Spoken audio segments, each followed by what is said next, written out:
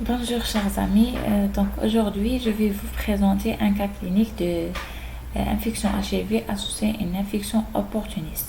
Donc en commençant, première étape, une patiente de 25 ans, originaire de Bénin, arrivée à Batna depuis un an et demi, constituée pour une altération de l'état général.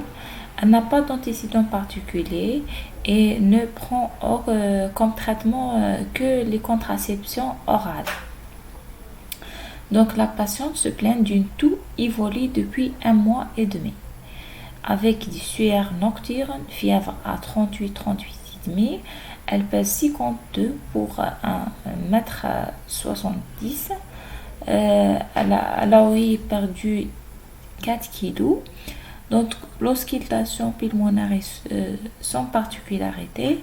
Biologiquement, les globules blancs 10 000, l'hémoglobine 10, les plaquettes 362 000, anémie hyponatrémie à 130, calémie 4,7, et la glycémie 1,45, durée 0,12 et le créatinine 7,57. La radio montrait des infiltrations du lobe supérieur gauche. Donc c'est ça. Donc c'est une patiente de 25 ans, originaire de Bénin, présente une toux, des sueurs, un maigrissement, une hyponatrémie. Ça évoque quoi? Donc pour les questions, le diagnostic argumenté, comment confirmer, quel est le traitement, quels sont les bilans complémentaires devez-vous réaliser. Donc on commence par première question, quel est le diagnostic? Premier diagnostic focus, c'est la tuberculose pulmonaire sur des arguments. Premièrement, le terrain. Patiente venant d'un pays de forte prévalence TBC, l'altération de l'état général, l'association de fièvre, sueur nocturne, tout aspect de la radiologie pulmonaire dans le lobe supérieur et le syndrome inflammatoire biologique et l'hyponatrémie. Deuxième question, comment confirmer le diagnostic?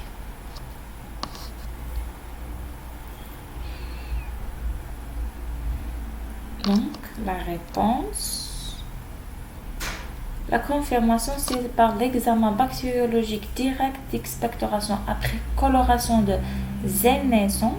Donc, on doit faire un prélèvement soit par des expectorations le matin ou bien par un tubage gastrique. Puis, on fait coloration de zèle naissant à la recherche de Mycobacterium tuberculosis.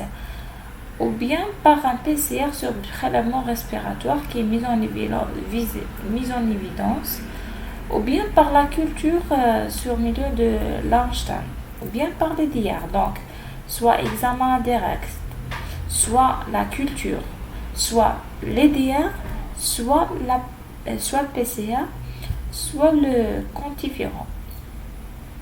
Donc, c'est ça. Troisième question, si le diagnostic est confirmé, quel est le traitement? Bon, pour le traitement, Arasa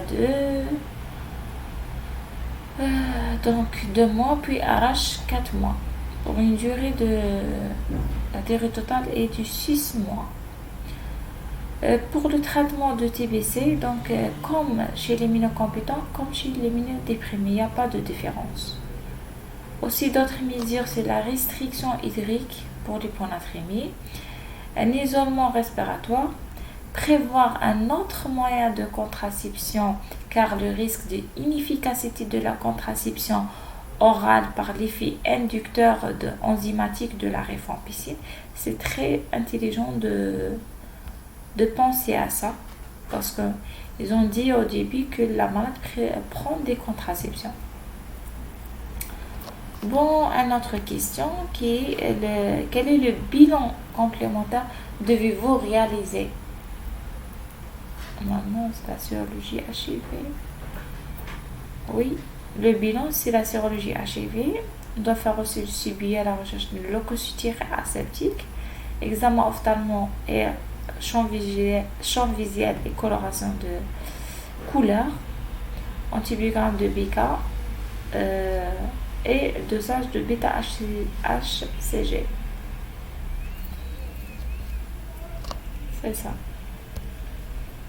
Bon, pour la dernière question, à 25e jour du traitement, vous retrouvez qu'elle a une cytolyse hépatique ALAT A 342 et AZAT A 272. Que faites-vous? Donc, devant cytolyse, qu'est-ce qu'on doit faire? Donc, on doit arrêter immédiatement isoniazide et la pyrazinamide, surveillance de transaminase.